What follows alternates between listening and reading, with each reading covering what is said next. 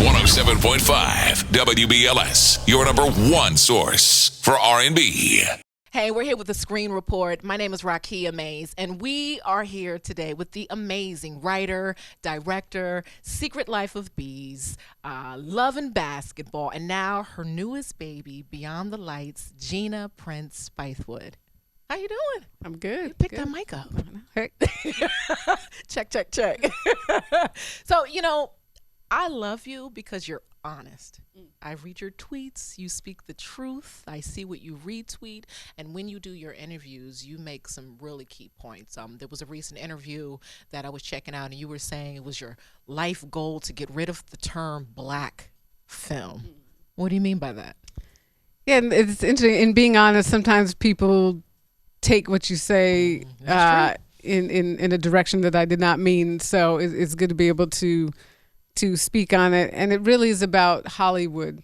Hollywood uses the term black film to describe any film that has, a black person in it. And so for them, 12 Years a Slave is the same thing as Think Like a Man, which they're not. No. Black film is not a genre. Period piece is a genre. Comedy is a genre. Love story. So it's just a way for Hollywood to put us in a box and to then market us the same way, release us the same way. And it's maddening because, the black audience is not a monolith. We don't all like the same things.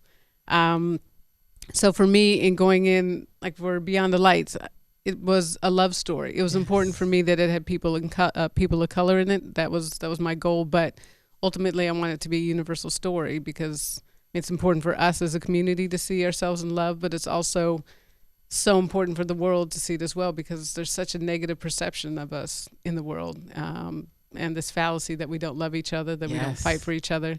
So that's my hope for my films, that people can go see it and see something to aspire to, but also change their perception and see our humanity. That's right. But you only make films that you write. Yes. See, but you pause because it's funny, that's tough. We're artists and we have ups and downs in our careers. So if that's your policy, how often are you sort of the kid on the sidelines waiting for something to happen? It's interesting. I directed one thing I didn't write, which was Disappearing Acts. It was one of my favorite books. Oh, yes. Yeah. So, I couldn't turn that down. It's just a different thing, though. It's like when you write and direct, it's all your vision. And also there's just so many stories in my head that I need to get out. So it honestly, it's not an ego thing. It's just, I just have stories to tell. But I write slow. So, right. People look at my career and say, well, why are there, like 5 years in between? It's just because I take a long time. I know it starts with the script, and it really starts and ends with the script, and the script has to be right. So for me, I never stop trying to improve it. But I just, being on set and protecting what you've written and also living with it for as long as you have, to then have actors come on and give these characters that have been in your head, give them life. I mean, it's a beautiful, beautiful thing. Thank God for that 2-parent household. You got your husband at home, the kids. Side note, Gina's husband is Reggie Bythewood.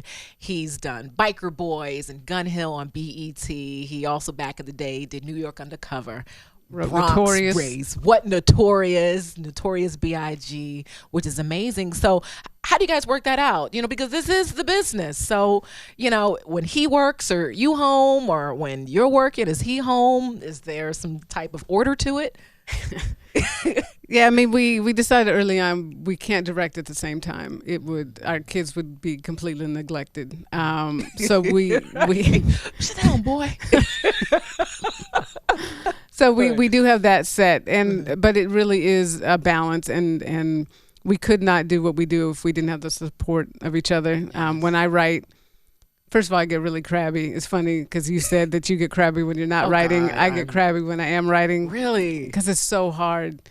It's hard for me. But, he's got my back and I have his. And the kids, 2 beautiful boys. It's tough when I direct, I'm gone.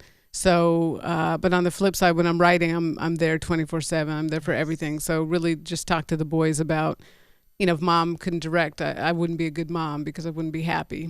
Right. But directing wouldn't mean anything if I didn't have them. So they seem to understand it and are incredibly supportive about it. Well, you know, there's that cliche, a happy wife is a happy life.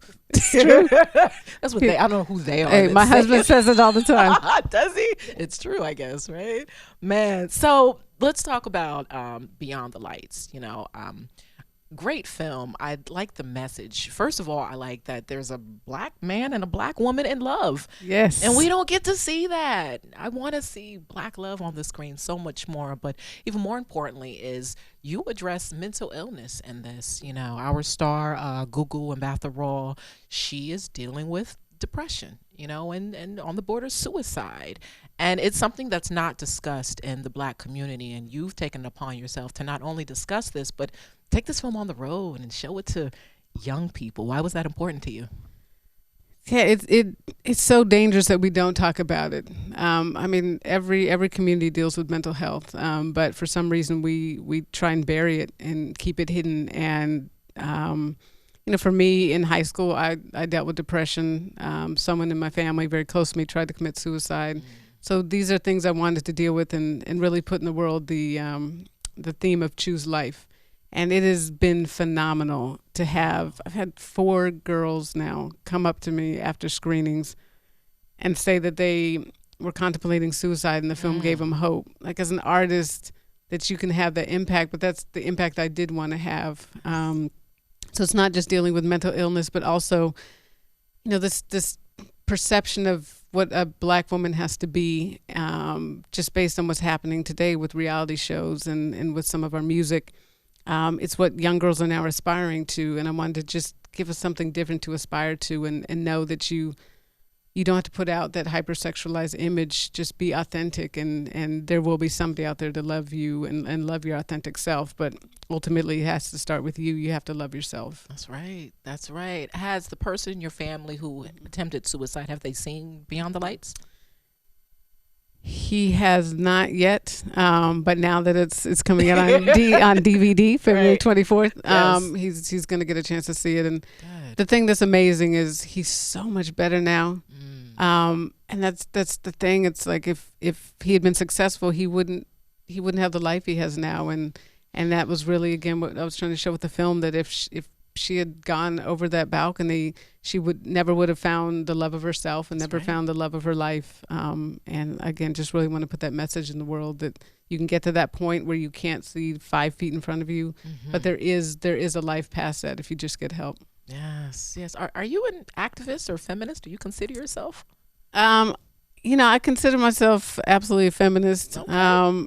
And I hope that I'm an activist through my work. And for me, I love making movies. It's the only thing I want to do. I want to entertain, but I would never make a film that doesn't have something to say. I think when we have the opportunity to have a platform and have a voice, you've got to use it in a positive way. And again, I hope that all my films speak to somebody in some sort of way. And you said your sets are typically like this one, all female. Yeah. And again, no disrespect to men. Of course not. You know, we but love them. Yes, I'm married to one. I have 2 boys. Right. But yeah, I mean, my DP is female, my editor is female, production designer, costume, hair, makeup. Wow. You know, there's just, well, one, as a female director, I know how hard it was for me to get that first job and be taken seriously. And so I think it's my responsibility to then find that talent, because there is that talent out there. Talent has no gender. It's just about opportunity. So I think it's my job to give that opportunity. Also, the nature of Beyond the Lights and what Gugu had to put out there as an actress, I wanted her to have a maternal, vibe on set. I didn't want a ton of guys. She's coming out in some pretty crazy outfits early on. Is, right. And to have, it's really gonna, really hurt her process. So that was intentional as well. But I'm not a screamer. I'm very laid back on set. No, you laid back. What? So, I don't know. It's just, that's what I want on my set, and that's who I surround myself with. And the females that I work with, we're all the same. Just, badass chicks. Nice.